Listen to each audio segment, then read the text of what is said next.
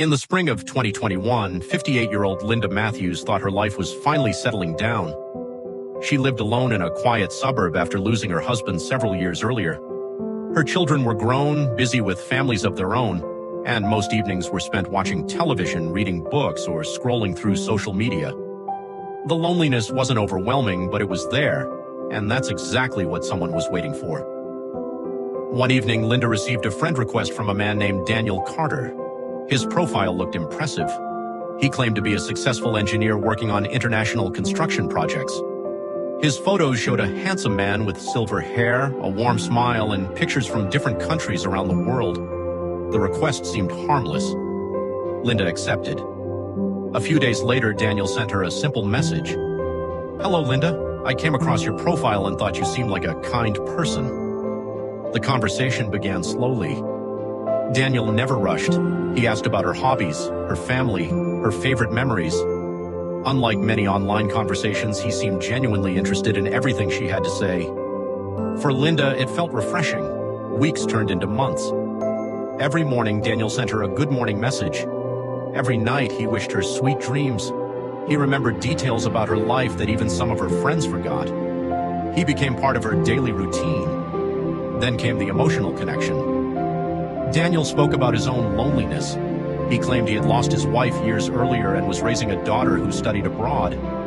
The stories mirrored Linda's own experiences. The similarities felt too perfect. But instead of raising suspicion, they built trust. Soon they were speaking for hours each day. Linda felt something she hadn't experienced in years: hope. For the first time since losing her husband, she imagined a future with someone else. Then Daniel made a promise. He said his current project overseas would be ending soon. After that, he wanted to visit her. He talked about traveling together, living together, growing old together.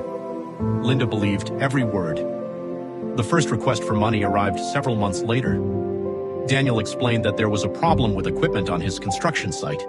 His company account was temporarily frozen because of an international banking issue. He needed $8,000 urgently. He promised to repay every cent once the situation was resolved.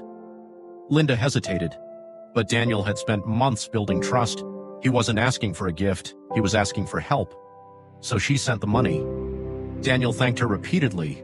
He told her she had saved his project. He called her his angel. Within days, he repaid her emotionally, not financially.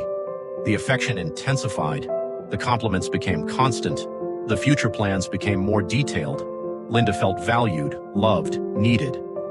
Then another emergency appeared. This time, customs officials supposedly held expensive equipment at a shipping port.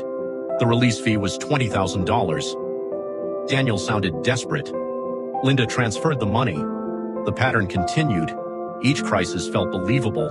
A frozen bank account, a legal dispute, a medical emergency involving his daughter, an international tax payment. Every problem came with documents, invoices, and official-looking forms. Most were fake, but Linda didn't know that. Over the next year, the transfers grew larger. She emptied savings accounts, she withdrew retirement funds, she sold investment assets. Whenever she worried, Daniel reassured her, "This is temporary. When we're together, we'll laugh about all this. I love you." Those words kept her going. Friends began noticing changes. Linda stopped joining social gatherings. She became secretive. When family members asked questions, she defended Daniel. Anyone expressing concern was labeled negative or jealous. The scammer had achieved something powerful. He had isolated her. The fewer outside opinions she heard, the stronger his influence became. By late 2022, Linda had sent more than $300,000, nearly everything she had saved over a lifetime. And she had still never seen Daniel in person. Every planned meeting ended with an excuse. Flights were canceled. Business emergencies appeared. Unexpected travel restrictions emerged. There was always a reason. One day, Linda's daughter visited unexpectedly. She found her mother crying at the kitchen table. A new crisis had appeared. Daniel needed another $50,000. This time, Linda didn't have it. The daughter asked questions. For the first time, she examined the messages closely. Something felt wrong. She performed a reverse image search using Daniel's profile picture. Within minutes, the truth appeared. The photos belonged to a completely different man, a retired businessman living in another country. The real person had never spoken to Linda. He had no idea his images were being used. The discovery shattered everything. Linda refused to believe it initially. She argued, she cried, she defended Daniel. The emotional attachment was stronger than logic, but as more evidence surfaced, the reality became impossible to ignore. The documents were fake, the stories were fabricated, the emergencies never existed. Daniel Carter wasn't real. The man she loved had never existed. The relationship had been carefully manufactured from the beginning. The realization hit harder than the financial loss. $300,000 was devastating, but the betrayal was worse. For nearly 2 years, she had shared her fears, dreams, and emotions with a stranger whose only goal was stealing her money. Authorities later explained that she had been targeted by a professional romance scam network. The scammers operated like a business. They studied victims, built emotional bonds, created trust, and slowly extracted money until nothing remained. Linda wasn't foolish.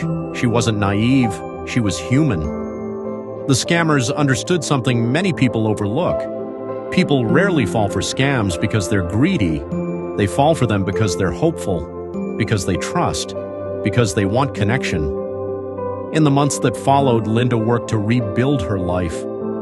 Most of the money was never recovered. The accounts used by the scammers had disappeared. The people behind the scheme remained unidentified.